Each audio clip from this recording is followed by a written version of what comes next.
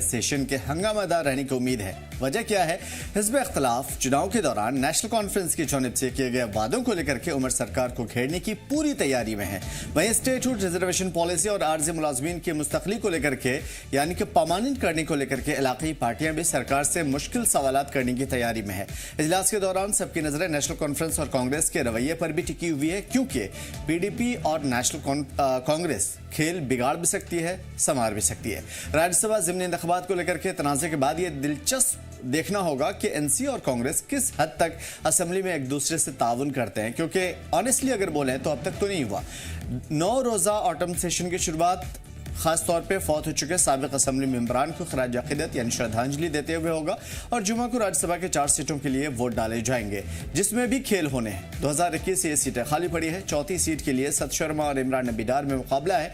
कांग्रेस के मुकाबले से हटने के सबब इस सीट पर भी एनसी ने अपना उम्मीदवार उतारा है। दोनों उम्मीदवारों को जीत के लिए अपनी पार्टी के साथ ही पीडीपी और आज़ाद उम्मीदवारों की हिमायत की जरूरत होगी, कितनी होगी और कितनी मिलेगी, ये भी एक बड़ा सवाल। वाज़ेह है कि सज्जाद गनी लोन ने वोटिंग अमल में हिस्सा न लेने का पहले ही ऐलान कर दिया है, तो उन्हें थोड़ी देर के लिए साइडलाइन रखी। असेंबली की बाज़ाब्ता कार्रवाई का आगाज सोमवार से हो जाएगा। 1 साल पूरा कर चुकी सरकार के लिए मुश्किल मरहला हो सकता है, क्योंकि वजह साफ है। ज़राए के मुताबिक मेंबरान की जानिब से असेंबली सेक्रेटरीट के 450 के करीब सवालात की फहरिस्त सौंपी गई है, यानी ये पूछे जाने हैं। इसके अलावा 13 प्राइवेट बिल है, 50 से ज्यादा प्राइवेट रेजोल्यूशंस हैं जिसपे बहस होनी है। इनमें से एक प्राइवेट रेजोल्यूशन बिजली की बकायादारी को लेकर के, बिल को लेकर के, बिल की अदायगी को लेकर के है, और एक बार जो छूट देने के मुतालिक जो बात की गई है उसके हवाले से, क्योंकि अगर जो भी चीज़ें बर्डन होती है तो एटलीस्ट जो ऑलरेडी पहले से बर्डन है उसमें थोड़ी सी राहत मिले। इसके अलावा बजट सेशन के दौरान पेश 3 दर्जन से ज़्यादा प्राइवेट बिलों पर भी मेरे ख्याल से 33 ऐसे प्राइवेट बिल है जिस पर फैसला करना बाकी है, पेंडिंग पड़े हुए हैं। इजलास से कबल आज श्रीनगर में दोपहर बाद से ही मीटिंग का सिलसिला जारी रही। नेशनल कॉन्फ्रेंस की जानिब से इत्तेहादी जमातों की मीटिंग बुलाई गई थी, उससे पहले ही कांग्रेस ने अपने एमएलएस को मीटिंग के लिए बुला लिया श्रीनगर के अंदर, और बहुत अहम मौजू पर बात हुई। स्पीकर ने बिजनेस एडवाइजरी कमेटी के साथ भी मीटिंग की है। मुद्दे बहुत सारे हैं और कई सारे मसाइल हैं जो क्यू में लगे हुए हैं, यानी कि इस मर्तबा जितने सारे बिल हैं, जितने सारे रेजोल्यूशंस हैं, उस पर तो बहस होनी है। साल भर में क्या क्या हुआ वो तो बहस इसमें होनी है, और जो 450 के करीब सवालात हैं उस पर तो जवाब देना ही देना है सरकार को। लेकिन सबसे बड़ा सवाल ये है कि राज्यसभा का जो इलेक्शन है, नॉमिनेशन का टाइम मुकम्मल हो गया। अब सवाल ये बाकी बचा हुआ है कि अब जो राज्यसभा के इलेक्शंस होने हैं, क्या इस मर्तबा अंदरूनी तौर पे कोई खेल है? बाई इलेक्शन में क्या कुछ होना है, उसके हवाले से भी इस मर्तबा की इस असेंबली सेशन के बाद या दौरान आपको कुछ चीज़ें समझ में आ जाएंगी। पीडीपी से हमारे साथ फारूक इनकलाबी साहब जुड़े हुए हैं। इस्तकबाल है सर आपका। नासिर लोन साहब हमारे साथ यूकेएनसी से जुड़े हुए हैं, सर इस्तकबाल है आपका। और हमारे साथ राकेश कौल साहब भी हमारे साथ बीजेपी से जुड़े हुए हैं। सोहित शर्मा साहब भी हमारे साथ कांग्रेस से हैं। तो मैं इन तमाम तर चीज़ें जिसका मैं अभी जिक्र कर रहा था, उन तमाम तर चीज़ों के हवाले से पार्टी के लीडरान और तर्जुमान, स्पोक्स पर्सन से ही बेहतर तरीके से समझ पाऊंगा। फारूक इनकलाबी साहब, शुरू करते हैं आपसे। क्या है इस असेंबली सेशन में पीडीपी का मौजूदा पेशरफ्त या क्या कुछ प्लानिंग है? देखिए आमिर साहब, पीडीपी का जो मौकफ है वो बिल्कुल सामने है, वाज़ेह है। हमारी जमात की कायद ने वक्तन फवक्तन जब भी नेशनल कॉन्फ्रेंस को जरूरत पड़ी है और उन्होंने बयान देकर के सपोर्ट के लिए नेशनल कॉन्फ्रेंस को कहा कि आपको जी बिलखसूस भारतीय जनता पार्टी की पॉलिसीज के खिलाफ हम आपके साथ मदद करने के लिए तैयार हैं। लेकिन जो नेशनल कॉन्फ्रेंस जमात है, इनके जो लीडर्स हैं ये एतमाद के काबिल नहीं है, ये भरोसे के काबिल नहीं है। जिस तरीके से इन्होंने राज्यसभा के इलेक्शन में कांग्रेस पार्टी के साथ जो धोखा किया है, जो कि नेशनल कॉन्फ्रेंस जो है वो अलायंस पार्टनर है इस वक्त कांग्रेस के साथ, और बावजूद उसके लगातार 2-3 बार जो है उन्होंने कांग्रेस को धोखा दिया है। और पीडीपी को तो उन्होंने खैर इससे कबल कई बार धोखा दिया है, और जम्मू कश्मीर के अवाम को भी नेशनल कॉन्फ्रेंस ने बिलखसूस जो है अपने मैनिफेस्टो के हिसाब से जो लोगों के साथ वादे किए थे वो खरा नहीं उतरे हैं। तो आज भी एक नेशनल कॉन्फ्रेंस की तरफ से जिस तरीके से कांग्रेस की मैं समझता हूं कि पीठ के पीछे जो वार किया है, मुझे लगता है कि उनको भी कोई उम्मीद कांग्रेस पार्टी से नहीं रखनी चाहिए कि उनको राज्यसभा में किसी तरीके का सपोर्ट जो है मिल सके। अब जहां तक हमारी जमात का ताल्लुक है पीडीपी का, मैडम ने जो हमारी सदर हैं पार्टी की, उन्होंने बिल्कुल वाज़ेह कह दिया है कि हमारे जो भी बिल्स हैं, प्राइवेट बिल्स जो हैं, रेजोल्यूशंस जो हैं, जिसमें बिजली जो है, इससे पहले के जो लोगों के बिल्स हैं, गरीब लोग हैं, उनको एक ही वक्त में उनके बिल जो है वो माफ किए जाएं। डेली वेजर्स का इशू है, इस तरीके के जो बिल्स हैं, अगर नेशनल कॉन्फ्रेंस उनको पास करती है, मानती है, तो फिर हम सोच सकते हैं कि हम उनकी सपोर्ट जो है वो करेंगे। तो मुझे लगता है कि नेशनल कॉन्फ्रेंस जो है इस वक्त एतमाद खो चुकी है, वो चाहे लोगों का हो, चाहे जम्मू कश्मीर की जो रीजनल पॉलिटिकल पार्टीज हैं, जो चाह कर भी मतलब नेशनल कॉन्फ्रेंस की मदद करना चाहते भी हैं, लेकिन फिर उसके बाद सोचने पर मजबूर हो जाते हैं कि ये नेशनल कॉन्फ्रेंस के लोग हैं जो कहते कुछ हैं और उसके बाद करते कुछ हैं, इन पे भरोसा नहीं किया जा सकता है। तो फिर 10 बार सोचना पड़ता है कि इनकी मदद की जाए या ना की जाए। तो आज कांग्रेस पार्टी के लोग, उनकी मीटिंग्स भी हैं, उन्होंने अपने लेजिस्लेचर्स को जिस तरीके से मीटिंग कॉल की है, ठीक है, कांग्रेस अपना जवाब दे लेगी इनकलाबी साहब, लेकिन सवाल यह है कि क्या पीडीपी जो कह रही है कि हाँ हमें सपोर्ट मांगा गया और हम सपोर्ट देंगे, दूसरी तरफ आप कह रहे हैं कि पार्टी बेईमान है, पार्टी से ये सारी चीजें हैं, तो क्या उम्मीद रखी जा सकती है? एक तरफ आप बेईमान भी कह रहे हैं, दूसरी तरफ कह रहे हैं कि हाँ सपोर्ट करेंगे। देखिए, हमारे 3 एमएलए हैं असेंबली में, हमने लोगों की बात जो है इससे अब नहीं है, तो भी हम लोगों की बात कर रहे हैं। तो आज भी मोहतरमा महबूबा मुफ्ती साहिबा ने नेशनल कॉन्फ्रेंस के लिए सीधे दो टोक अल्फाज में कहा है कि हमने जो प्राइवेट बिल्स, जो रेजोल्यूशन असेंबली में लाए हैं, आप अगर इन पर बात करते हैं, इनको मानते हैं, इनको पास करते हैं, तो हम आपकी सपोर्ट करेंगे, क्योंकि वो भी लोगों के हक की बात है। तो अगर नेशनल कॉन्फ्रेंस के लोग ये बिल्स जो हमारी पार्टी के, जो हमारे एमएलए साहिबान हैं, उन्होंने जो लाए हैं असेंबली में, अगर वो पास करते हैं तो हम जरूर मदद करेंगे। और मुझे पूरी उम्मीद है कि मोहतरमा महबूबा मुफ्ती साहिबा जो है वो नेशनल कॉन्फ्रेंस को इस मामले में सपोर्ट करेंगे। वो इसलिए, उसकी वजह साफ है, एक तो लोगों की बात। इनकलाबी साहब, एक चीज तो आपको पता होगा बेहतर तरीके से कि इस मर्तबा या किसी भी मर्तबा जो पार्लियामेंटी जो प्रोटोकॉल होता है उसके हिसाब से, या असेंबली के जो प्रोटोकॉल होते हैं उस हिसाब से किसी भी एमएलए के जो वोट हैं, खासतौर पर अगर मैं बात करूं थोड़ी देर के लिए राज्यसभा की, तो वो वाजे नहीं हो पाएगी कि किसने किसको दिया है। तो ठीक है, आप एक तरफ मतलब कह रहे हैं कि ऐसा भी है कि हम सपोर्ट करेंगे या फैसला पार्टी के आला लीडरान लेंगे, दूसरी तरफ पार्टी से आप नाखुश भी हैं और उसके लिए इस तरह के तबसरे भी, तो जाहिर है कि इस चीज के लिए हम देखते हैं। लेकिन मैं आपकी तरफ आऊंगा, उससे पहले मैं बीजेपी की तरफ आने की कोशिश करता हूं और जानने की कोशिश करता हूं कि क्या कुछ इस मर्तबा अपोजिशन स्ट्रांग वे में लेकर के आने वाली है, क्योंकि बहुत सारे मुद्दे। राकेश कौल साहब। धन्यवाद आमिर साहब, दिवाली की शुभकामनाएं सबको। देखिए, जितने भी इश्यूज होंगे लोगों के हित में होंगे, उस पर कभी ना भाजपा ने कभी अपोजिशन ना की है, न करेगी, क्योंकि हम लोगों के काम के, लोगों के भलाई के लिए हमने जो डेवलपमेंट्स किए हैं। तो जहां पर असेंबली एक चीज होती है जहां पर इश्यूज उठाए जाते हैं, मगर इश्यू जो अच्छे होंगे, जो डिबेट्स अच्छे होंगे, जो लोगों के हित में होगा, उसमें कोई भी कोताही नहीं होगी। उसमें हमारा सपोर्ट हर वक्त हमारे एलएलपी साहब आदरणीय श्री सुनील शर्मा जी ने और बाकी असेंबली में भी कर दिया।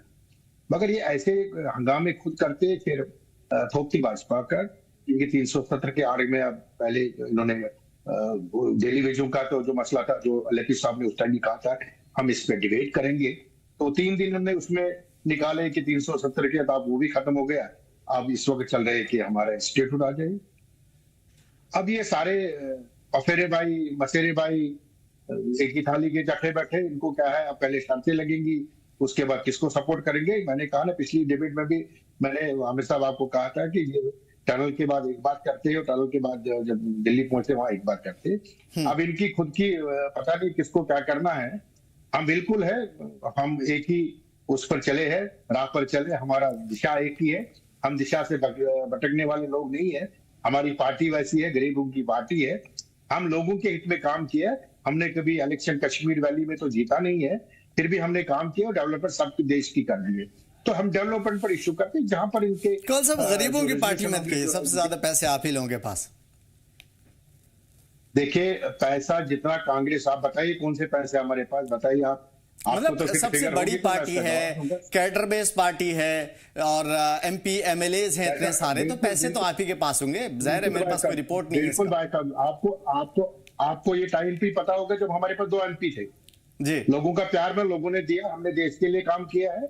डेवलपमेंट की है सबके लिए, तो पैसा तो अच्छा चलिए हमारा ठीक है, पार्टी के पैसे पास पैसे तो आने पास जाने की बात है, अब उसको उस चीज पे क्या चर्चा करना। सवाल से सिर्फ इतना आपने रहेगा। पूछा है तो मुझे सवाल को जवाब देना पड़ता है, इसलिए चलिए बताइए। कोई हाँ जी, बात नहीं, आपने जवाब दे दिया। खैर वैसे फन फैक्ट मैंने ऐसे ही पूछ लिया था। मैं ये समझना चाह रहा हूँ कि देखिए आपके पास बहुत बड़ा जो है मतलब एक खासतौर पे असेंबली में रिप्रेजेंटेशन है। सवाल ये है कि इतने सारे लोग, एक सीट तो समझ में आती है कि आपकी पक्की है, लेकिन 3 सीटों पे आपने अपने उम्मीदवार खड़े किए हैं और राज्यसभा भेजने की तैयारी में है। सवाल ये है कि क्या अंदरूनी तौर बिल्कुल पे बिल्कुल। पीडीपी या फिर जो है जेकेपीसी या दूसरी तरफ जो आजाद उम्मीदवार हैं, क्या उसे साधने की कोशिश में है बीजेपी?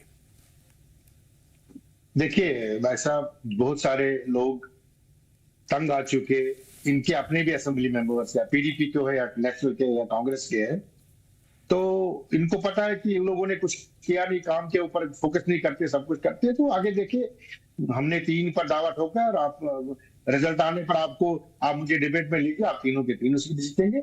आप ये कह रहे हैं कि एक तो हम जीते हुए तो 2 भी हम जीतेंगे, इसलिए हमने कैंडिडेट ही नहीं, हमने जब असेंबली में है हमें पता था कहाँ का हमारा लोकल होगा, हमने कैंडिडेट ही उठाया।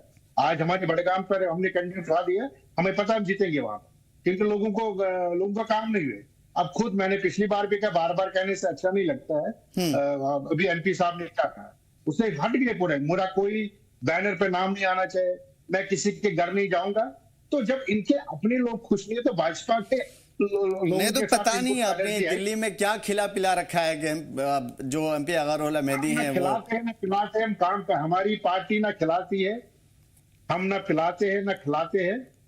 हम लोग ऐसे हैं कि हम गरीब लोग हैं, गरीब पार्टी थी ऊपर उठ गई है, लोगों की सेवा कर दी है, हम खिलाने पिलाने वाले में नहीं है। इनकी राजनीति ऐसी रहे, मैंने कहा ना जब भी इनका मसले होते हैं तब तो इलेक्शन कमीशन भी झूठा है, उसके बाद हमारा सुप्रीम कोर्ट भी झूठा है, सब झूठे होते हैं। जब नहीं देखिए ऑनरेबल कोर्ट का भी झूठा हो नहीं सकता, और हमारी जुबान इतनी काली नहीं है कि हम ऑनरेबल कोर्ट को झूठा बोले, और पार्टी के ऊपर लाछन तो लगा ही नहीं सकते। एक सवाल था जो मैंने पूछ लिया। खैर मैं आपकी तरफ आता हूँ। भाई साहब क्यों नहीं, आमिर साहब आपको याद नहीं है, आप तो भूल चुके, आप एक पत्रकार है, अच्छे पत्रकार है आप, आपको ये पता है सुप्रीम कोर्ट के, मैं आपको डेट बता दूं कि अगर आपके पास टाइम डेट बताओ तो कभी ने टिप्पणी नहीं की, कभी ने सुप्रीम कोर्ट का ये सुप्रीम कोर्ट चल रहा है, राह भी हमारा हमारे तो निशानों पर चलता है, वो भी हमारे, जब इनका होता है तब इनके ऊपर चलता है। ये इनके पास कोई इशू नहीं रहा, इनके पास कुछ नहीं है, अब कहने के लिए इनके पास कुछ नहीं। हाँ हम ठोक के कहते हैं, हम कहने के लिए हमारे पास सब कुछ है। हमने कहा ना, हम बार बार में क्यों कहते हैं कि हमारी किताब जो है ओपन किताब है, इनमें अभी भी हमारे पीडीपी के हमारे भाई साहब भी कह रहे थे जब ये हमारी रेजोल्यूशन पास करेंगे वो करेंगे, ऊपर से देखिए एक बात ये करते, दूसरी बात क्या कह रहे हैं वो खुद, इन पे भरोसा नहीं है। ये जो इनके जो अलायंस है ये खुद कहते हैं कि हमें भरोसा नहीं इनके, तो आप उधर ही समझ सकते हैं। आप, मैंने कहा ना आप अच्छे पत्रकार है, आपको पता है, तो इसलिए आप समझ सकते हैं इन चीजों को, क्योंकि किस विडंबना में फंसे हुए लोग हैं। इनको शर्तों पर काम करते थे, इनको कभी पब्लिक का ना पीडीपी ना कांग्रेस ना ये कहते हैं नेशनल कॉन्फ्रेंस, इन्होंने राज किया तो कभी ये पब्लिक के साथ नहीं थे, होंगे। बार बार मैं कहता हूं आपसे। ठीक है ना, मैं नासिर साहब आपकी तरफ आने की कोशिश करता हूं। बहुत सारी ऐसी चीज़ें हैं जो ख़ास तौर पे कौल साहब इशारा में कह गए, वजाहत हम बाद में ले लेंगे। सवाल ये कि इस मरतबा कांग्रेस की तरफ से भी हमने देखा 4 साढ़े 4 बजे के आसपास आज मीटिंग हुई थी श्रीनगर में, यानी कि कहीं ना कहीं दबी जुबान में करा साहब क्या पैगाम देना चाह रहे हैं ये आपको पता है बेहतर तरीके से। पीडीपी के जुबानी आपने लाइव शो में भी देख लिया, और जो दूसरा कहीं हिमायत आज़ाद उम्मीदवारों का है तो वो पता नहीं चल पाएगा कि आखिर उनका वोट या उनका साथ किसकी तरफ है। भले ही जुबानी वो कुछ बोले, लेकिन बयानिया या फिर लिखित रूप पे या वोटिंग की सूरत में वो किस तरफ जाएगा पता नहीं है। साल भर का ब्यौरा भी देना है, और बाई इलेक्शन भी है आपका, और सबसे बड़ा राज्यसभा। तो ये जो 8-9 दिनों का जो असेंबली ऑटम सेशन है, इसके अंदर बहुत सारी ऐसी चीजें हैं जो इस मरतबा आपको करनी, क्या कुछ तैयारी? जी पहले तो आमिर साहब आपका बहुत बहुत शुक्रिया मुझे इस डिबेट का हिस्सा बनाने के लिए, और आपको आपके जो देखने वाले हैं और मेरे जो को पैनलिस्ट हैं उन सबको मेरा आदाब और अस्सलाम वालेकुम। जहाँ तक आने वाले असेंबली सेशन की बात है, बिल्कुल हमारी जो पार्टी की लेजिस्लेटिव जो कमेटी है, मतलब जो लेजिस्लेचर्स हैं सारे, उनकी मीटिंग भी हुई आज। और क्योंकि कल सेशन शुरू होगा और 24 को ही जो है राज्यसभा के वोट डालने हैं, तो उसके बारे में भी जो है पार्टी ने बातचीत की, स्ट्रैटेजी बनाई। पहले मैं थोड़ा उसमें वजाहत करना चाहूंगा कि जो आप राज्यसभा के इलेक्शन की बात कर रहे हैं, उसमें मुझे लगता है जो मैथ मैं अंडरस्टैंड करता हूं, उसमें 3 सीटों पे हम सेफली जो है 3 सीटें जीत रहे हैं, क्योंकि इसमें 3 इलेक्शंस होने हैं, 3 बिल्कुल, गणित भी बताते चाहिएगा, क्योंकि इस वक्त जो हिसाब किताब है वो समझ में नहीं आ रहा। हाँ, मैं क्लियरली वो उसको थोड़ा वजाहत कर देता हूँ। तो जो पहली सीट है, 1 सीट का इलेक्शन है, उस पर सिंपल मेजोरिटी जिसके पास होगी वो कैंडिडेट जीत जाएगा, और उसमें मुझे लगता है कि हमें कोई दिक्कत नहीं होनी चाहिए। उसके बाद जो दूसरी सीट है उस पे भी सिंपल मेजोरिटी जो लेगा, 45 का जो आंकड़ा है जो पार करेगा वो जीत जाएगा, उसमें भी मुझे लगता है हमें कोई प्रॉब्लम नहीं होगी। अब जो तीसरा इलेक्शन है उसमें 2 सीटों पे इलेक्शन होने हैं, तो मोटा मोटा आप ये समझिए कि जो दो कैंडिडेट्स 30-30 वोट ले जाएंगे वो जीत जाएंगे।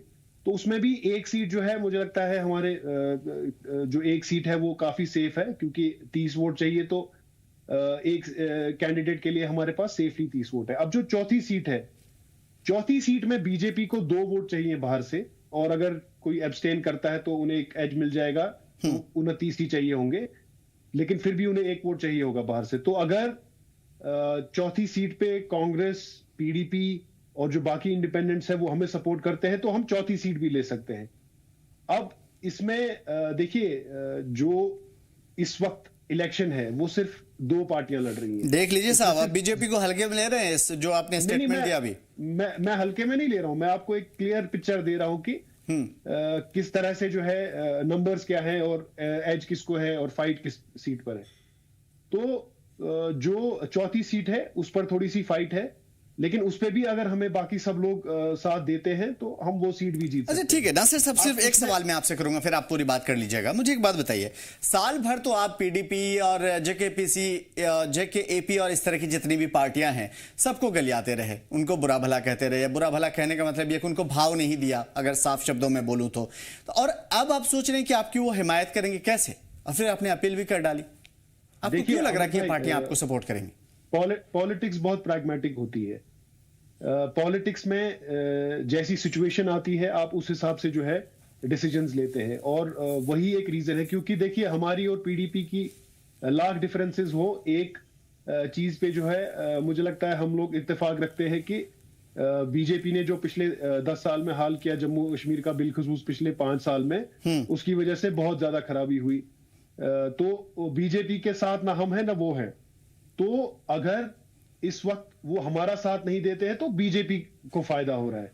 ये तो लीजिए, आपने पहले फतवा लगा दिया कि जो हमारा साथ नहीं देगा, उमर साहब भी कहते नजर आए थे कि वो बीजेपी का सपोर्टर होगा, यानी बीजेपी का ठप्पा, बीजेपी का भूत। नहीं, उसका रीजन है। देखिए आमिर साहब, कैंडिडेट्स 2 ही है मैदान में, एक नेशनल कॉन्फ्रेंस का है, एक बीजेपी का है। नहीं तो वो तो इस वजह से कि आपने सीट नहीं दी ना, वरना कांग्रेस के तो उम्मीदवार हो सकते थे। हमने अगर आपको याद हो, हमने सीट दी कांग्रेस को, चौथी सीट, लेकिन कांग्रेस ने ली नहीं, लास्ट मोमेंट पे उन्होंने इनकार कर दिया, और हमने लास्ट दिन जो है चौथी सीट पे भी फॉर्म भर दिया। तो हमने ये इंश्योर किया कि बीजेपी को वॉकओवर ना मिल जाए। अब जहां तक बात है हमारी और कांग्रेस की, देखिए, अगर हमारे और कांग्रेस में डिफरेंसेस नहीं होते तो हम एक ही पार्टी होते। बीइंग कोएलिशन पार्टनर्स, इसका मतलब ये नहीं है कि आपकी सहमति हर बात पर हो। बिल्कुल, आप 2 पार्टीज हैं इसलिए है क्योंकि आपकी हर चीज पे सहमति नहीं है। तो कांग्रेस को लगता था उन्हें 1 सीट मिलनी चाहिए, हमें लगता था कि उनका जो है उनके लिए ज्यादा इजियर है चौथी सीट से लड़ना, क्योंकि पीडीपी के लिए भी उनको वोट देना ज्यादा इजियर है। जो बाकी जो आम आदमी पार्टी है या एआईपी है या सजाद लोन साहब की पार्टी है, उनको भी जो है कांग्रेस को वोट देना इजियर होगा। लेकिन एक बात तो मानना पड़ेगा साहब कि जब अभी जरूरत पड़ी है तो आप कह रहे हैं कि हम सभी, यानी पीडीपी भी एक ही है अंदरूनी तौर पे, कांग्रेस भी, हम लोग अलग अलग पार्टी नहीं है, एक ही है। अंदरूनी की बात नहीं है। देखिए, जहां जरूरत पड़ती है तो कहीं ना कहीं आपको सियासी तौर कभी कुर्बानी देनी पड़ती है। मैं आपको एक एग्जांपल दूंगा। 2015 में जब 2014 के इलेक्शंस हुए, उसके बाद जब 2015 फरवरी में राज्यसभा के इलेक्शंस अनाउंस हुए, तो हमारी और कांग्रेस की कोalition थी, मतलब ऑल्दो हम लोग ऑपोजिशन में थे लेकिन हम कोalition पार्टनर्स ही थे। तो उस टाइम पे हमारी 15 सीटें थी और कांग्रेस की सिर्फ 12 सीटें थी, हमसे 3 सीटें कम थी, और हमारे हिस्से में सिर्फ 1 राज्यसभा सीट आ रही थी। तो उस टाइम पे जो है कांग्रेस हाईकमान ने डॉक्टर फारूक साहब से बात की। हालांकि तब डॉक्टर फारूक साहब भी लोकसभा का इलेक्शन हारे थे, और हमारी जो पार्टी है, लीडरशिप है, वो सब चाहते थे कि वो राज्यसभा सीट जो है डॉक्टर फारूक अब्दुल्ला साहब को मिले। लेकिन उस टाइम पे कांग्रेस हाईकमान ने जो है गुलाम नबी आजाद साहब के लिए वो सीट मांगी, और हमने उस वक्त वो कुर्बानी दी। हमने डॉक्टर साहब को जो है अपना कैंडिडेट ना चुन के, हमने कांग्रेस के डिस्पाइट 15 एमएलए होने के बावजूद हमने कांग्रेस के कैंडिडेट को सपोर्ट किया। गुलाम नबी आजाद साहब को हमने फिर राज्यसभा में भेजा। तो कभी कभी जो है एक पार्टी को लार्जर इंटरेस्ट के लिए जो है कुर्बानी भी देनी होती है। और जब आज के भी आप गणित देखते हैं, आज कांग्रेस के पास सिर्फ 6 सीटें हैं, हमारे पास जो है 41 सीटें हैं। तो अगर मतलब वो क्लेम कर रहे थे कि उन्हें 1 या 2 या 3 सीटें मिलनी चाहिए, तो हमारा भी एक स्टैंड था कि यार इस बार आप ये 3 सीटें जो हमें दे दीजिए, आप 1 सीट पे जो है कैंडिडेट, 1 सीट हम आपके लिए रखेंगे। और ठीक है, वो अंदरूनी तौर पे बात निकल करके आएगी सामने, तो हम जरूर उस पर चर्चा भी करेंगे। मैं फारूक साहब आपकी तरफ आता हूं, क्योंकि कुछ काफी देर हो गया आप हजरत की तरफ नहीं आ पाया। एक बड़ा सवाल ये है कि हम देखते हैं कि असेंबली के अंदर जो आपके एमएलएज हैं, उनमें से कुछ को उठा करके बाहर फेंक दिया जाता है, अगर मैं साफ शब्दों में बोलूं तो, कि उनकी बात बहुत सही तरीके से सुनी नहीं जाती, या फिर कहीं ना कहीं अनसुना किया जाता है, या शोर गुल का इल्जाम आपके ऊपर धर दिया जाता है। बाहर इल्जाम तराशियों का एक लंबा दौर चलता है, और अब बात आ रही है कि भाई हम लोग तो अंदरूनी तौर पे एक हैं। तो अब बता दीजिए कि वाकई आप लोग अंदरूनी तौर पे एक हैं, बस यूं ही चलता रहता है, छोटी मोटी बात होती रहती है, झगड़े चलते रहते हैं? फारूक साहब, आपकी आवाज नहीं आ रही है, अनम्यूट कर लीजिए एक बार। जी, हमारी जो जमात है, देखिए, हमने लोगों की बात रखनी है, असेंबली में भी, बाहर भी, जहां पर भी हमें मौका मिलता है, जहां पर भी लोगों ने, क्योंकि हमारे बेशक 3 ही एमएलएज हैं, लेकिन लोगों ने भरोसा किया है कि हमारी बात जरूर असेंबली में रखी जाएगी। अब वहां पे अगर हमारी बात नहीं सुनी जाती है तो ये बदकिस्मती है। मुझे लगता है कि नेशनल कॉन्फ्रेंस के जितने भी लीडर्स हैं, उसमें हमारे उमर अब्दुल्ला साहब भी हैं। इनको सोचना चाहिए कि हमें जम्मू कश्मीर के लोगों ने हम पे भरोसा किया है हमारे मसाइल को हल करने के लिए। तो आज अगर पीडीपी के 3 रुकन असेंबली हैं, वो बात करते हैं असेंबली में, तो लोगों के मसाइल की बात करते हैं, वो कोई अपनी बात नहीं करते हैं। जहां तक भारतीय जनता पार्टी को इलेक्शन से बाहर रखने का, जीत से दूर रखने का जो नेशनल कॉन्फ्रेंस ने ख्वाब देखा है, वही पीडीपी का भी ख्वाब है। लेकिन उसमें शर्त यह है कि नेशनल कॉन्फ्रेंस का जो डबल स्टैंडर्ड है, वहां पे कहीं ना कहीं हमें शक होता है कि नेशनल कॉन्फ्रेंस अंदरूनी तौर पर भारतीय जनता पार्टी के साथ मिल के जो है वो काम कर रहे हैं। उसका मैं आपको सबूत भी देना चाहूंगा कि इस वक्त बाई इलेक्शंस हो रहे हैं, और जम्मू कश्मीर में 2 सीटों पर इलेक्शन हो रहे हैं, जो बडगाम है और नगरोटा में। अब नगरोटा में कांग्रेस पार्टी ने भारतीय जनता पार्टी को इलेक्शन से दूर रखने के लिए, जीत से दूर रखने के लिए अपना कैंडिडेट जो है वो खड़ा नहीं किया, क्योंकि वहां पे हर्षदेव जी एक कैंडिडेट हैं Jammu Kashmir national panthers party के। तो कांग्रेस ने सोचा कि अभी ये मजबूत कैंडिडेट है, ये भारतीय जनता पार्टी को जीत से दूर रख सकता है। अब नेशनल कॉन्फ्रेंस को बहुत तकलीफ हुई कि इस किस्म के लोग असेंबली में नहीं जाने चाहिए, तो नेशनल कॉन्फ्रेंस ने आखिरी मूवमेंट में भारतीय जनता पार्टी को फायदा पहुंचाने के लिए अपना एक कमजोर कैंडिडेट नगरोटा कॉन्स्टिट्यूएंसी से खड़ा कर दिया, ताकि उसका सीधा फायदा जो है भारतीय जनता। मतलब अब ये कहना चाह रहे हैं कि भाजपा को फायदा पहुंचाने के लिए ये सब हुआ?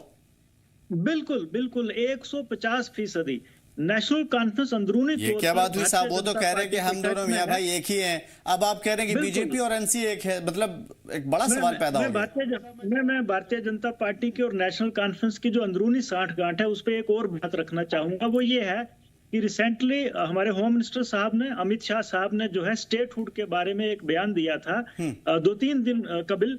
उन्होंने ये कहा कि हम एप्रोप्रिएट टाइम पर जो है जम्मू कश्मीर को स्टेट का दर्जा देंगे, और उसके लिए मैं मतलब होम मिनिस्टर साहब ने अपनी बात की कि मैं हमारी हुकूमत उमर अब्दुल्ला साहब के टच में है, हम बात कर रहे हैं, और कब स्टेट का दर्जा देना है बहुत जल्द बता दिया जाएगा।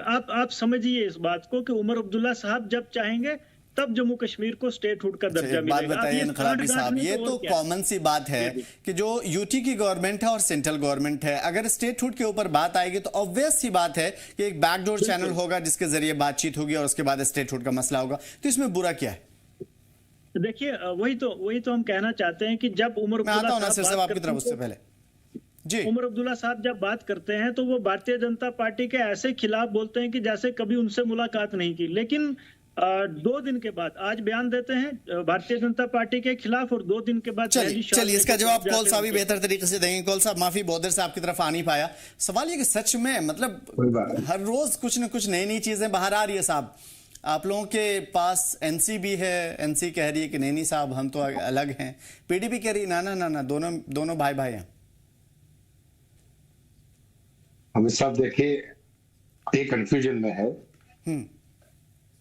ये अभी भी कंफ्यूजन में है, इससे पहले भी थे तो इतने सालों में भी कंफ्यूजन में। हमने ये पार्लियामेंट में हुआ कि स्टेटहुड कर देंगे, ये देखो ना, ये कितना डर रहे भाजपा से, इनको ये डर है। हुकूमत तो बनाए आप और पीडीपी और इल्जाम लगे एनसी पर। मुझे प्लीज पूरा टाइम है, बोलिए। जब कोई शेर बूढ़ा होता है जंगल में, जब उसको कोई जख्म होता है, लगता है, तो उसको कहते हैं जख्मी शेर। इनको पता है कि हम झुकने वाले नहीं, हमारी पार्टी ना कभी झुके। हमारे एक वोट से जब सैफुद्दीन सोल साहब ने विड्रॉ किया था, तो हमने उस टाइम तो फॉर्चुनेटली नहीं की थी, ठीक है, हमें एक वोट नहीं मिला, हम निकल गए। हमारे स्वर्गीय अटल बिहारी वाजपेयी जी ने सरकार छोड़ी। ये इतिहास है हमारा, हम इतिहासों पर, सच्चों पर बात करते। हमने डेवलपमेंट की, हम उस पर बात कर रहे हैं। हमारे एलओपी साहब ने जब नॉमिनेशन फॉर्म हमारे कैंडिडेट का बड़गाम से हो रहा था, आपने उसका स्पीच सुना होगा, और मेरे मित्र जो बैठे पीडीपी, नेशनल कॉन्फ्रेंस या कांग्रेस के, उन्होंने सुना हो। हम ओहदों पर हमें कुर्सी नहीं चाहिए। हमने न कभी, भाजपा ने हमें कहा 3 एमपी से लेके आज कितने तक, आज हम सेंटर में, वाह हो रही है भाजपा की। ये ऐसे नहीं होती लोगों की काम करने की। अब ये डिबेट जो ले रहे हैं इस वक्त भी तानाशाही करते हैं, हमारा अगर रेजोल्यूशन पास करेंगे अबर देंगे, ये तो खुद सवाल जवाब कर रहे हैं, तो इसमें हमें जाने की जरूरत नहीं है। हमने कहा, हम ठोक के इनको बोल रहे हैं कि हमने 3 कैंडिडेट दिए, हम तो, हमारी पार्टी बेवकूफ नहीं है, हमें पता है जीतने वाले, क्योंकि इनके ही एमपी, इनके ही जो ये असेंबली मेंबर्स, उनको पता है भाई हमें लोगों पे जाना है, इन्होंने काम, हमारी पार्टी ने काम नहीं किया है। इसलिए देख लीजिए, टाइम आने पर आप देख लीजिए, ये कह रहे एक सीट इनकी है, ये इस वक्त मल्टीप्लाई करते, इनको मल्टीप्लाई करने दीजिए ना। अभी हम पहुंच गए 1 सीट ले रहे हैं, क्योंकि हमें उसका उस टाइम हमारा इनका 22 का आंकड़ा ही हमारे पास होना चाहिए। हाँ, लेकिन ये है इतनी, ठीक है, बहुत बड़ी हिम्मत की दिखाई आपने, और बड़ी बात है, और आपका हक भी है, आप खड़े हुए 4 भी खड़े हो सकते थे। लेकिन सवाल ये है कि आखिर कौन सा ऐसा देसी चूरन है जो हम लोगों को नहीं पता, मतलब इतना नजदीक करने के लिए सबको आप कर लेते हैं अंदरूनी तौर पर। सब हम चूरन लेके कभी, अगर हम चूरन लेके चल तो हम थोड़ी दिल्ली भी जीत ले, सारा जीत ले, चूरन लेके कोई नहीं चलता है। चूरन लेके ये चलते हैं, कभी वो थाली लेंगे, इसमें मजा नहीं है, आप ये थाली लेंगे। आप कांग्रेस की, मैंने हर बार में क्यों टिप्पणी करता हूं जी, मैं इसी धरती के रहने वाला हूं, मुझे पता है कि ये इनकी सियासत क्या रही है। महबूबा भी सियासत करती थी तो कश्मीर में एक सियासत करके तो आलाप दूसरे कंट्री का ले रहे थे, मैं कहना नहीं चाहता। जब दिल्ली जाते हैं तो दूसरा आलाप कर रहे, नेशनल कॉन्फ्रेंस वैसे ही करती। कांग्रेस का तो वो तो एक बड़ा दुल्हन तो है ही है। नहीं, इस वजह से चूरन का जिक्र आया कौल साहब, क्योंकि अभी बहुत सारे एक्सपर्ट्स का ये मानना है कि 2-3 सीटों में से तो 2 सीटें आपकी पक्की है। बहुत सारे एक्सपर्ट्स का मानना है, मैं इस वजह से कोट कर रहा हूं कि उनका कहना है कि जो 3 सीटें अपनी राज्यसभा की अगर मैं बात करूं तो 2 सीटें तो आपकी पक्की है। एक्सपर्ट्स मानना है, मैं नहीं कह रहा हूं। दूसरी तरफ इस मरतबा हम देख रहे हैं कि बहुत ही जोर शोर से बडगाम में या फिर वादी के अंदर कह लीजिए कि अपना कैंडिडेट या फिर बडगाम में एंट्री मारने की तैयारी चल रही है। लोग ये कह रहे हैं, खासतौर पर एक्सपर्ट्स, कि भाई इसमें भी कामयाबी मिल सकती है बीजेपी की। तो ऐसा क्या है जो समझना चाहिए? वही समझना कुछ नहीं, सिंपल सी थ्योरी है। इसको आप कैसे लेंगे?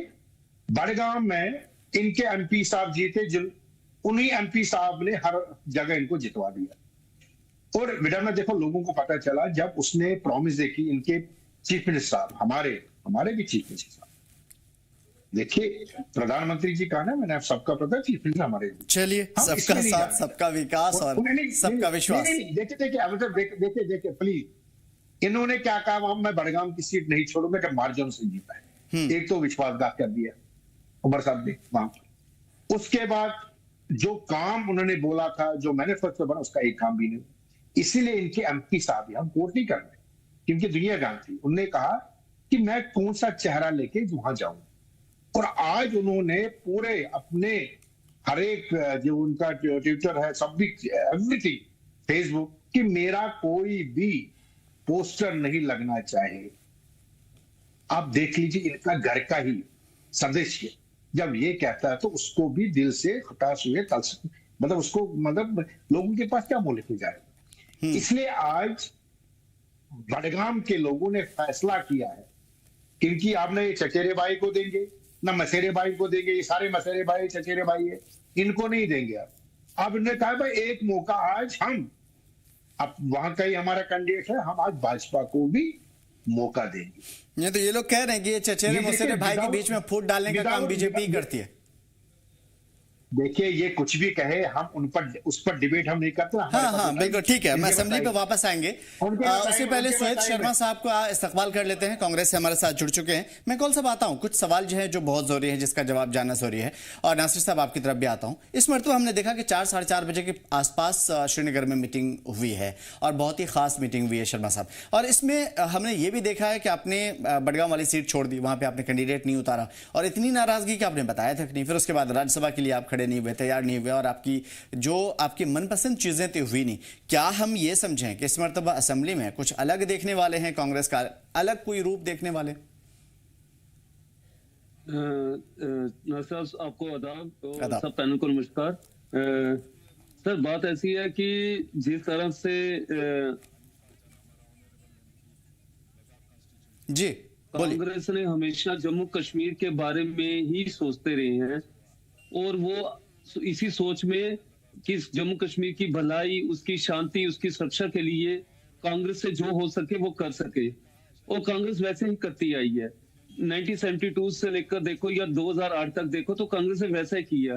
कांग्रेस ने जम्मू कश्मीर की सुरक्षा, उसकी व्यवस्था, उसकी हर एक चीज को देखते हुए कांग्रेस ने हमेशा पीडीपी के साथ हो या नेशनल कॉन्फ्रेंस के साथ हुकूमत बनाते आई है। अब मकसद जहां तक रही है नाराजगी का, नाराजगी मकसद नहीं है। मकसद हमारा एक ही है कि इंडियन अलायंस मजबूत रहे और दृढ़ संकल्प के साथ चल सके, और जो दृढ़ संकल्प के साथ चल रहा है। और सबसे बड़ी बात यह है कि भारतीय जनता पार्टी ने जिस कदर जम्मू कश्मीर को बर्बाद किया, और जिस कदर जहां से हर एक बेरोजगारी दिन प्रतिदिन बढ़ती गई, थोड़ा सा लोग समझ भी नहीं पाएंगे। मैं समझता हूं कि अगर वो बर्बादी वाली जो बात कही आपने, थोड़ा समझाते भी चलिए 30 सेकंड में तो ज्यादा बेहतर होगा। कैसे बर्बाद किया, क्या कुछ किया? देखो, भारतीय जनता पार्टी का एक बहुत बड़ा रोल 5 अगस्त 2019 के बाद से रहा है। सबसे बड़ी बर्बादी तो हम यही कह सकते हैं कि जो स्कैम हुए, पेपर लीक हुए, एसआई स्कैम हुआ, फाक का स्कैम हुआ, वो सबसे हमारे स्टेटस जो था वो इन लोगों ने छीन लिया। हर एक चीज इन्होंने छीन ली, तो ये बर्बादी है और क्या है। नहीं तो इनका ये कहना है कि अवाम के सवाल नहीं है, ये सिर्फ पॉलिटिकल लीडरान के सवाल हैं, क्योंकि उनको लगता है कि उनकी साख को कमजोरी या फिर झटका लगा है, बाकी अवाम तो खुश है, डेवलपमेंट की गंगा बह रही है। आप मुझे बताइए मेरे भाई, ऐसा ही का स्कैम हुआ है तो अवाम खुश होगी क्या? नौजवानों के साथ पेपर लीक जो विश्वासघात हुआ, क्या अवाम खुश होगी क्या? लोकल ठेकेदारों को खत्म किया, क्या अवाम खुश होगी क्या? वो सबसे बड़ी बात ये है, मैं कौन सा आप माफी चाहता हूँ, आपके पास में आऊंगा, मुकम्मल जवाब सुनूंगा, सवाल वही रहेगा। जिस तरह से दरबार मुंह बंद हुआ, क्या अवाम खुश थी क्या? आप मेरे साथ कभी चलना, पुरानी शहर आना, मैं आपको बताऊंगा व्यापारी किस तरह से बुरा हाल हो चुका था। ये तो अब जाकर 1 साल के बाद जाकर नेशनल कॉन्फ्रेंस ने स्टेप उठाया।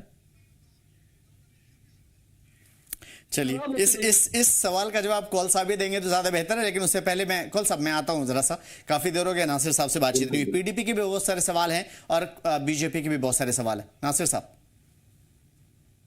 जी देखिए, 2 चीजें हैं। एक तो ये कि जो बीजेपी आज जिन इश्यूज पे हमें कहती है कि हम वो रिजॉल्व नहीं कर रहे हैं, चाहे वो रिजर्वेशन का मामला हो, चाहे वो डेली वेजर्स का मामला हो। ये लोग तो पिछले 10 साल से गवर्नमेंट में थे। नहीं तो देखिए नासिर साहब, माफी चाहता हूं इस चीज के लिए, लेकिन क्या हम अपनी गलती को दूसरी गलती पे छुपा सकते हैं क्या? अगर मान लीजिए कि मैंने चोरी की, मैं ये कहूं कि अरे मैंने चोरी की तो क्या बुरा, दुनिया चोरी करती है। आप पहले मेरी बात सुनिए ना प्लीज, मैं उसी पे आ रहा हूँ। प्लीज बोलिए। कि 10 साल तक न डेली वेजर्स का इशू कहीं उठा, न उस पर बात हुई, न उस पर कोई प्रोग्रेस हुई।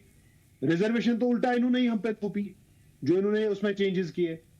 आपके एमपी कह रहे थे रिजर्वेशन जो उसमें रिपोर्ट आई है वो सार्वजनिक कीजिए, आपने क्यों नहीं किया फिर? नहीं, आप सुनिए ना पहले मेरी बात। जो ये दोनों बड़े इश्यूज हैं, इन दोनों इश्यूज पे गवर्नमेंट ने, हमारी गवर्नमेंट जब आई, चुन के आई लास्ट ईयर, उन्होंने दोनों जो पे उन्होंने कैबिनेट सब कमेटी बनाई और रिकमेंडेशन सीख किए कि कैसे ये दोनों जो मसले हैं हल किए जाए। और जैसे आप रिजर्वेशन का आप देख रहे हैं कि कैबिनेट सब कमेटी की रिपोर्ट कैबिनेट ने एक्सेप्ट भी कर ली और आगे जाके गई। अब देखिए, it is a matter of time, कुछ दिनों में वो जो है ऑर्डर जारी हो जाएगा। नहीं, मैं यहाँ पे रुकूंगा नासिर साहब, बड़े ही विडंबना के साथ एक बात पूछूंगा। एमपी आगा रोला मेहदी कहते हैं कि एटलीस्ट 24 घंटे के अंदर आप वो रिपोर्ट सार्वजनिक कीजिए। रिपोर्ट सार्वजनिक करने में अगर हो सकता है, अगर मैं गलत हूं तो मुझे करेक्ट कीजिएगा आप तीनों हजरात, कोई रूल रेगुलेशन की खिलाफ वर्जी तो नहीं हो रही थी? अवाम के लिए कोई रिपोर्ट बनी है कि उसमें क्या है रिजर्वेशन में, क्या कुछ आपने उसमें समरी निकाला और क्या कुछ पेश करने जा रहे हैं, तो आपने क्यों नहीं किया? और आपके लोग ही कह रहे हैं कि भाई सार्वजनिक करो। नहीं, देखिए, जब कैबिनेट ने वो रिपोर्ट जब अप्रूव की और उसके बाद वो एलजी साहब के पास गई है, तो उन्हें लगा कि उससे पहले ही वो पब्लिक करना शायद सही नहीं रहेगा, क्योंकि ये रिजर्वेशन का इशू बहुत जो है सेंसिटिव इशू है। बिल्कुल ठीक है। इसमें जो स्टेक्स है वो हर कम्युनिटी के अक्रॉस है, हर रीजन के अक्रॉस है। तो ये ऐसे सेंसिटिव इश्यूज को आप बहुत केयरफुली जो है हैंडल करते हैं, और इसीलिए जो है गवर्नमेंट ने पहले ये डिसाइड किया कि उसे आप अप्रूव के आ जाने दीजिए, उसके बाद पब्लिक हो जाएगी, उसमें कोई छुपाने वाली बात नहीं है। जहां तक बात है असेंबली की, या जो आने वाला सेशन है या जो इससे पहले सेशन रहे हैं, हम पहले तो शुक्रगुजार हैं सुप्रीम कोर्ट ऑफ इंडिया के, जिन्होंने इंटरवीन करके जम्मू कश्मीर में इलेक्शंस करवाए और कम से कम आज ये सेशंस हो। ठीक है, वो वहां तक तो उन्होंने जिसकी जो जिम्मेदारी थी नासिर साहब उन्होंने अदा कर दी। अब आपकी जिम्मेदारी ये है कि साल भर का ब्यौरा देना है आपको, क्या असेंबली में दे पाएंगे? ये तो ये भी कहा जा रहा है कि अगर ये 6 महीने वाली बंदिश नहीं होती तो शायद ये सेशन वो भी नहीं होता, और ये भी कहा जा रहा है कि इस वजह से सवाल जवाब का कुछ छोटा सा सेशन रखा गया है ताकि सरकार इन तमाम तर चीजों से एक ही दिन में बहसो मुबासा हो जाए, खत्म हो जाए, ज्यादा जवाब देना ना पड़े। देखिए आमिर साहब, अगर आप माजी में भी नजर डालेंगे, जो ऑटम का सेशन होता है वो हमेशा छोटा सेशन होता है, क्योंकि इसके बाद जम्मू में विंटर सेशन होने वाला है, वो थोड़ा बड़ा सेशन होता है। तो ये ऐसा नहीं है कि आज ही अचानक से हमने छोटा कर दिया सेशन। ये रिवायत रही है कि ऑटम सेशन जो है हमेशा हफ्ते 10 दिन का ही रहता था। जहां तक बात है, अभी जो पीडीपी के स्पोक्स पर्सन थे, उन्होंने एक बात कही कि एनसी और बीजेपी का जी फिक्स मैच चल रहा है और इन्होंने सांठगांठ कर लिया, इसीलिए इन्होंने नगरोटा पे कैंडिडेट उठाया। आप देखिए, इन्हें सिर्फ तनकीद करनी है, इन्हें सिर्फ क्रिटिसिज्म करना है, ऑपोजिशन करना है, बिना ये सोचे कि इसमें कोई रैशनल है, लॉजिक है। ये कह रहे हैं कि हमने वो ऑफर भी की थी सीट कांग्रेस को, उन्होंने जो है कैंडिडेट उठाने से इनकार कर दिया। आप पिछले इलेक्शन पे नजर डालिए, पिछले इलेक्शन में जो है हमारा कैंडिडेट है जो है वो रनर अप आया था। तो आप कैसे उम्मीद कर रहे थे कि हम कैंडिडेट नहीं उठाते? हाँ, अब अगर हर्षदेव साहब को लड़ना था और उन्हें ऐसा लग रहा था कि वो एक स्ट्रॉन्ग कैंडिडेट है और वो एक कंसेंसस के साथ जो है एक ऑपोजिशन का जो है यूनाइटेड कैंडिडेट बनना चाहते थे, तो उन्हें वाजिया करना चाहिए था, उन्हें बात करनी चाहिए थी, रीच आउट करना चाहिए था सारी पॉलिटिकल पार्टी से। हमारे पास तो ना उनकी तरफ से कोई जो है पहल हुई या ना उनकी तरफ से कोई मैसेज आया कि जो है वो चाहते हैं कि वो यूनाइटेड कैंडिडेट खड़े हो जाएं ऑपोजिशन के। तो अब अगर हम वहां कैंडिडेट नहीं उठाते तो यही लोग हम पे इल्जाम लगाते, देखिए जी ये बीजेपी को एज देना चाहते, इन्होंने कैंडिडेट ही नहीं उठाया। तो इनकी सियासत हमारी तनकीद करना है, क्रिटिसिज्म करना है तो ये करे, लेकिन मैं इनसे गुजारिश करूंगा कि आप क्रिटिसिज्म वही करें जो हेल्दी हो। ठीक है, पॉइंट है, मैं आता हूं। ठीक है, कौल साहब, काफी देर से जो एनसी के सवाल हैं और कांग्रेस के सवाल हैं आपको सुपुर्द करता हूं, क्योंकि दोहराना मुनासिब नहीं लगता। इनके सवाल आपने इसको किनको उठाना था क्या? ये तो इनकी ये है, हमें उसमें तो जाने की जरूरत नहीं है। मगर कांग्रेस के जो हमारे ने पहले जो सवाल किए थे कि जो मुड़ रहा है वो कर रहा है, खाली इंडिया ने कहा कि कांग्रेस की जो किताब है वो वहां से दिल्ली से आती है दस्तखत करके, 29 सीटें तो हमने यहाँ से ली ना। जब हमने गलत किया हो तो जम्मू से तो 29 सीटें थोड़ी आती। तो इनको करेक्ट करने में अभी टाइम लगेगा। बाकी इन्होंने उसको नहीं उठाया, इसको नहीं उठाया, ये इनका अपना पार्टी का देखना कि किसको कहाँ उठाना। तो कह रहे हैं 2019 के बाद से बर्बाद कर दिया जम्मू कश्मीर को। नहीं, बर्बाद बताए नहीं, टीवी बताए ना बर्बाद क्या हुआ। 2019 अगर बर्बाद किया तो हमने 29 सीटें कहां से लाई? पब्लिक ने दे दी ना, पब्लिक ने दे दी ना। ये तो सच है भाई, अगर सब आप सच की बात तो है तो क्यों कड़वी लग रही है? सच की बात नहीं, हमने 29 सीटें आप लोग जीते हुए हैं। तालियां कर रहा हूँ आपको। आगे ही वो मशीन खराब है, हिमाचल में मशीन खराब थी। भाई साहब मेरा टाइम आया, मुझे बोलने दीजिए। ठीक है, कौल साहब बोल लीजिए। जहाँ आप हार गए, प्लीज, जहाँ आप हार गए वहाँ मशीन खराब। ठीक है, मैं आता हूँ शर्मा जी आपके पास। कौल साहब को बोलने दीजिए, मैं आपके पास आऊंगा। वहाँ मशीन ठीक है, इस पे मैं टिप्पणी, क्योंकि बहस करनी चाहिए, सॉलिड बहस होनी चाहिए। आपकी वही आलाप है, अभी मशीनें खराब है, उधर खराब है, ये ना, उस पर मैं जाना नहीं चाहता ना हम जाते यार, क्योंकि ये बातें बहुत हो चुकी है। अब ये शोभा नहीं दे रहे आप लोगों को भी। अच्छा कौल साहब, ठीक है कौल साहब, नाराज नहीं हुए इस चीज के लिए। मुझे एक बात का जवाब दीजिए, आप पूरा इनका नहीं, एक सवाल इनका जवाब दे दो। हाँ, बड़ी पार्टी थी कांग्रेस की, बैसाख ऊपर चल रही है उस वक्त, इस वक्त बैसाख के हैं आपके पास। आप अपने आप को देख लिया, अपने गिरेबान में देखा, हमें क्या सवाल कर रहे हो आप लोग? बिल्कुल ठीक है, कांग्रेस को नहीं पूछना चाहिए, गिरेबान में झांकना चाहिए। मैं इसका जवाब ले लूंगा आपसे। कौल साहब, एक बात जो लोग पूछना चाहते हैं कि जिस डेवलपमेंट के बहार और बयार आने की बीजेपी ने बात की थी, एक छोटा सा फ्लड आया और सारे के सारे उड़ गए, हाईवेज खत्म हो गए, पुल टूट गए, टनल्स कोई काम नहीं आया, और माफ कीजिएगा हाईवे जो है कहीं ना कहीं बर्बाद हुए, बहुत सारी चीजें उन्होंने कही। तो मेरा ये कहना है कि ये डेवलपमेंट की बयार जिसको दिखाने की कोशिश की है बीजेपी के जरिए या सेंट्रल गवर्नमेंट के जरिए, क्या ये मतलब दिखावा था या फिर लोगों के सवाल जायज भी हैं आपकी नजर में? नहीं, मैं आपका सवाल मेरे को आगे मैं जवाब देता हूं। प्लीज। हमने कहा ना, छोटा छोटा कार्यकर्ता भी जवाब दे सकता है। आप देख लीजिए, 2 दिन जब लगते थे, 3 दिन जब लगते थे श्रीनगर से जम्मू जाने में, तो आज 2.5 घंटे और 3 घंटे। कल ही में आया, दिवाली के लिए 2.5 घंटे में आया। मगर जो कुदरत का कहर होता है, पहली बार ऐसी बारिश हुई है जम्मू में, श्रीनगर में ऐसी पहली बार, जो 2014 में हुआ था। तो उस टाइम में 2014 से के पहले जो सड़कें बनी काफी, तो ये तो उन लोगों ने बनाया था, हम उस पर टिप्पणी नहीं करते, क्योंकि कहर आया था, बारिश का कहर, कंटिन्यू बारिश पड़ गई। जहां पर दलदलें होती है, क्योंकि दलदल की जमीन है उस पर, जहां पर बाकी रोड है, ट्रेन गई है, कैसे ट्रेन तो चल रही थी, हर जगह चल रही थी।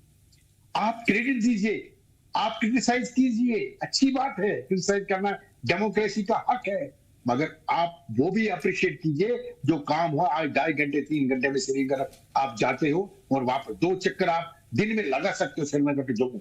इस पर तो टिप्पणी क्यों करनी? इसमें ये सच नहीं है। मुझे एक बात अगर आप इजाजत दें तो मैं आपसे पूछूं। सेगू का इन्होंने ड्रामा किया था, कितने टन पहुंचे रेलवे में। स्टेटहुड के हवाले से ही मेरा सवाल है कि अभी बहुत सारे लोगों का ये मानना है कौल साहब कि आप जानबूझकर के बीजेपी एनसी को ना तो सही से पावर दे पा रही है, नहीं दे रही है, और ना ही स्टेटहुड वगैरह दे रही है, ताकि ऐसा ना हो कि एनसी अच्छा कर जाए आवाम के बीच में और उसकी मकबूलियत और भी ज्यादा बढ़ जाए। एक साइड लाइन का सवाल था। ये इनकी गलत फहमी है। ये स्टेटहुड किस लिए चाहती? इनके जब असेंबली मेंबर जाते थे डीसी साहब के दरवाजे, नहीं करोगे लात मारते थे, वो तो खत्म हो चुका ना इनका। ये स्टेटहुड इनको लोगों के लिए नहीं चाहिए, अपने लिए, तनख्वाह के बढ़ाने के लिए, लोगों के। मुझे हर बार मैं इनको कहता हूं कि 40 साल, चलो 40 साल आपने हुकूमत की, आपने 30 साल की,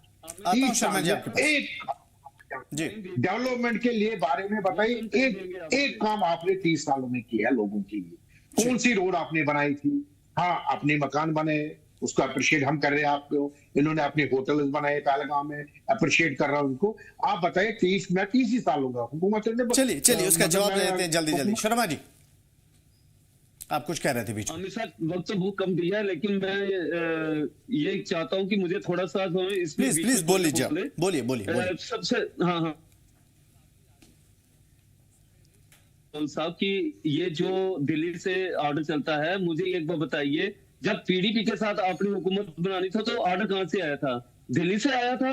फिर जब पीडीपी से हुकूमत तोड़नी थी, ऑर्डर कहां से आया था? दिल्ली से आया था।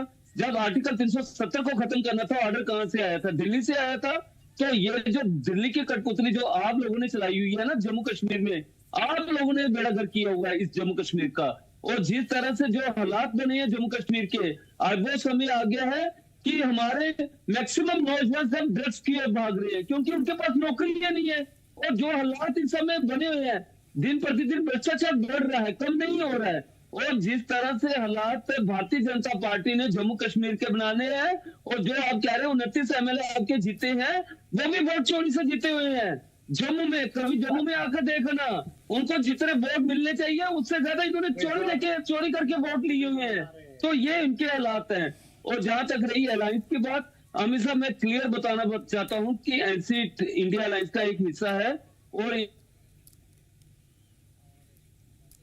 था कि जब साल एक हुआ है तो कांग्रेस एक कोऑर्डिनेशन कमेटी बनानी चाहिए थी।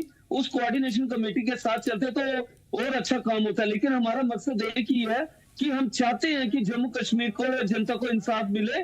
तो भारतीय जनता पार्टी को बाहर रखने के लिए यही एक इंडिया अलायंस एक बहुत बड़ी पार्टी के तौर पर पूरे भारत में उभरी है। उसका मकसद एक ही है कि जम्मू कश्मीर में एकता भाईचारा बना रहे। तो इसके लिए हमने एनसी के साथ चले हैं और एनसी का भी फर्ज बनता है कि कांग्रेस को साथ लेके चले। और यही एकता और भाईचारा ने तो बीजेपी लेड एलजी गवर्नमेंट ने पैदा किया है, अमन पीस वगैरह, तो वो तो यही दावा कर रहे हैं। तो फिर आप एनसी को सहरा क्यों दे रहे हैं? अमित साहब मुझे एक बार बताइए, आप मुझे एक बार बताइए, 5 अगस्त 2019 से लेकर 2023 तक कोई तो ऐसी चीजें गिना दें जो भारतीय जनता पार्टी जम्मू कश्मीर के लिए की है। एसआई का स्कैम क्या भारतीय जनता पार्टी के टाइम में नहीं हुआ? फाक का स्कैम भारतीय जनता पार्टी के टाइम में नहीं हुआ? फायर एमरजेंसी वालों का स्कैम भारतीय जनता पार्टी के टाइम में नहीं हुआ? बेरोजगारी भारतीय जनता टाइम के नहीं बढ़ी? और सबसे बड़ी बात यह है दरबार मूव बंद होने के कारण। ठीक है, अगर देखिए हम सभी एक दूसरे की खामियां गिनाने पे आ जाएं तो बहुत लंबा हो जाएगा शर्मा जी। लेकिन सिर्फ इतना बताइए, आज जो मीटिंग हुई है, क्या कुछ खुफिया तौर पे, अंदरूनी तौर पे चल रहा है कि एनसी को सबक सिखाया जाए, हाँ या ना?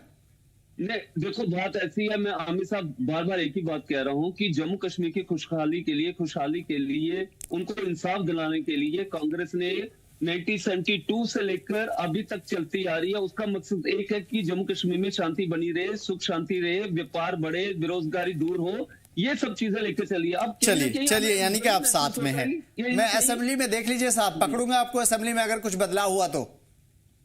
हमें साहब शांति तो भाजपा ने लाई है, इन्होंने तो बिगाड़ा है, इन्होंने मिलिटेंसी लगाई है, शांति तो भाजपा ने लाई है। मैंने इसी वजह से बीच में बात कट के, बहुत सारी बातें हैं हम एक दूसरे पे लगा सकते हैं। नासिर साहब एक सेकंड आमिर साहब जी, आमिर साहब एक सेकंड आमिर साहब मुझे 1 सेकंड दीजिए प्लीज बोलिए। इनको बताइए जब दिवाली देखी कल आपने लाल चौक में? हाँ देखिए, बड़ी शानदार रही। इन लोगों ने इन्होंने क्या लगाया था? पाकिस्तान के झंडे लग रहे थे। ठीक है, छोड़िए कौल साहब, क्या अब गड़े मुर्दे उखाड़े हैं, फिर उसके बाद उसमें भी बहुत लंबी बात हो जाएगी। खैर मैं नासिर साहब आपसे एक सवाल पूछना चाहता हूँ। देखिए आपके कंधों पे बोझ है, चैलेंज बहुत है नासिर साहब। देखिए मैं इस वजह से इस बात को कट ऑफ करा, एक तो टाइम हमारे पास कम बचेगा, दूसरी चीज ये कि यकीनन दोनों तरफ की बातें अगर हम करते हैं तो उसमें बहुत सारी बातें हो जाएगी और डिले हो जाएगा मसला। नासिर साहब चैलेंज है आपके पास, इससे आप इनकार नहीं कर सकते, और जो माजी के औराक पलटते हैं उसमें कुछ चीजें ऐसी हैं जो ऑड इवन दोनों शुमार कर सकते हैं। सवाल ये कि क्या नेशनल कॉन्फ्रेंस तैयार है? जी आमिर साहब बिल्कुल। देखिए हमने तो पहले दिन से ही कहा कि जो ये यूटी का सेटअप है, इसमें इलेक्टेड गवर्नमेंट के लिए बहुत मुश्किल है काम करना, बहुत ज्यादा चैलेंजेस हैं। लेकिन हम पूरी तरह से कोशिश कर रहे हैं और उसी कोशिश के सिलसिले है, या बड़गाम के बाई इलेक्शंस है, या नगरोटा के बाई इलेक्शंस है, या इवन जो ये असेंबली सेशन आने वाला है, हम हर एक चीज को बहुत सीरियसली ले रहे हैं। और जो पार्टी है बहुत कोशिश कर रही है और अंदरूनी तौर पे कुछ ऐसी चीजें हैं जिसका खुलासा होना बाकी है। ठीक है, मैं कोशिश ये भी करूंगा कि आप तीनों हजरात से बल्कि चारों हजरात से असेंबली के इस ऑटम सेशन के अंदर बातचीत करूं ताकि बेहतर तरीके से ये बातें जो आज रिकॉर्ड हुई हैं कल भी सच्चाई के साथ सामने आए। बहुत शुक्रिया नासिर साहब बातचीत करने के लिए। शर्मा जी आपसे ज्यादा बात हो नहीं पाया, आज के लिए माजरत चाहता हूं। कौल साहब बहुत सारी बातें आपसे सुनी थी लेकिन आज ज्यादा वक्त नहीं मिल पाया, इस वजह से आज के लिए इजाजत दीजिए। लेकिन हाँ, ये सेशन या फिर ये कहिए कि ये डिबेट 2.0 कल भी चलेगा और इंशाल्लाह हम लोग बात करेंगे। फिलहाल के लिए आज के लिए हमें इजाजत दीजिए बड़ी ही विडंबना के साथ। फिलहाल इस बुलेटिन में इतना ही, हमें दीजिए इजाजत। देखते रहिए जी जम्मू कश्मीर लद्दाख।